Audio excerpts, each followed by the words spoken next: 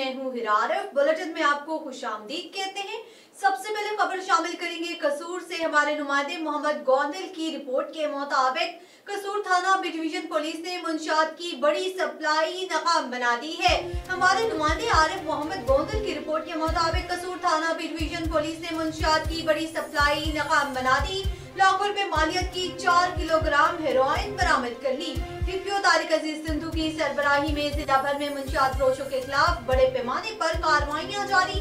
थाना B division police ने SHO Waheed Arif की सरबराही में शहजाद यूनिस पर मुश्तमिल टीम ने कामयाब कार्रवाई की। रसूलपुरा बाईपास पर स्पेशल नाकाबंदी के दौरान मुंशियात की सप्लाई नाकाम बना दी। नवाही गांव के रहायशी मुलजिम मोहम्मद हुसैन वल आशिफ डोगर को गिरफ्तार कर लिया गया है। मुलजिम के कब्जे से 4 किलोग्राम हेरोइन बरामद, जो इंटरनेशनल मार्केट में लाखों रुपए कीमत बताई जाती है। मुलजिम ट्यूब में हेरोइन की पैकेट डालकर ट्यूब को सिलाई करके सप्लाई कर रहा था। कसूर समेत दीगर अजला में हेरोइन बड़ी मिकदार में ट्यूब में डालकर सप्लाई करता था। थाना बी डिवीजन पुलिस ने इम्तना मुंशियात की मुख्तलिफ दफात के तहत मुकदमा दर्ज करके तफ्तीश शुरू कर दी।